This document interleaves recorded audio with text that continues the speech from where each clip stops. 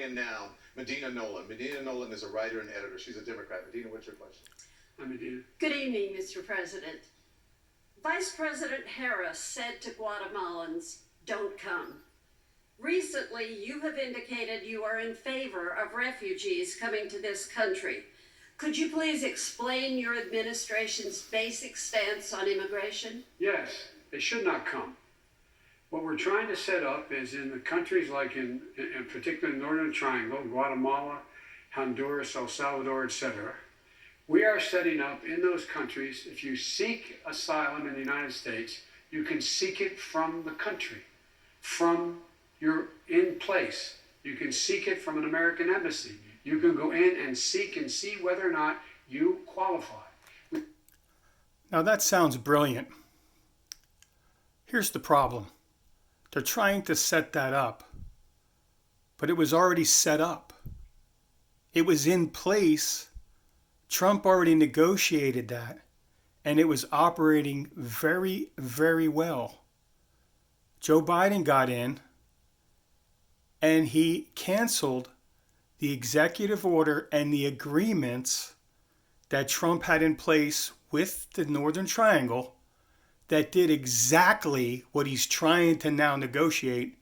And after 6 months, with a deal that used to be in place, still has not been able to get that done. So if you believe that Joe Biden and Kamala Harris are actually really trying to get that done, I got some property for you. Significantly increased the number of officers who can hear cases as to whether or not you qualify under the law for being here as a refugee. That's what we've done. Thirdly, we have been able to move significantly to change the number. There were thousands of people in custody with the Border Patrol. It's now cut by 90%, where it's considerably down. What I do say is, the one place you may heard that I'm talking about more immigrants coming in.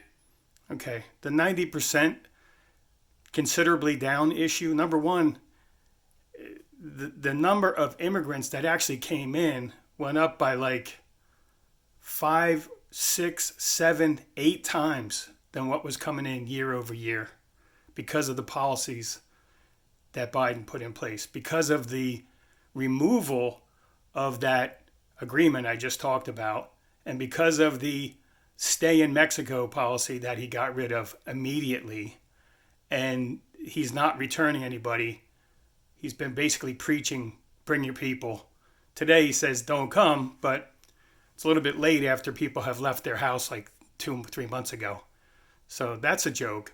The 90% is just because he's moved people out of the holding centers and across the country into hotels, into the Catholic charities who are moving them into hotels, and then in buses and shipping them across the country, on planes across the country, and then moving them to holding bins in various military bases across the country. It's an absolute joke. It's a shell game. There's still the same amount of people. There's just only 10% of them that they leave at the border so they can't have fingerprints on it. It's a joke.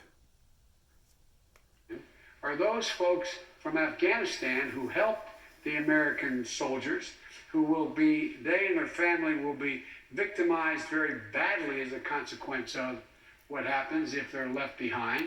And so we're providing for them to be able to see whether they qualify to meet this special requirement, to be able to come to the United States as a refugee and as ultimately earning citizenship here. And he's talking now about the Afghan people who helped us, in the last 20 years being over there. I don't disagree. If they pass the screen, I think we should have an opportunity to take care of these people. Otherwise, they're just going to be just annihilated over there.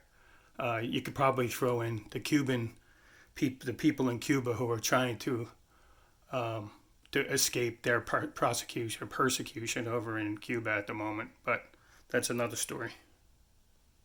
Seems to me it's the only decent thing that we can do. In the meantime, we're going to send people to American bases where they're not going to be able to leave the base while their cases are being determined whether they qualify, and also other bases. I want to talk to you about DACA. I got two questions.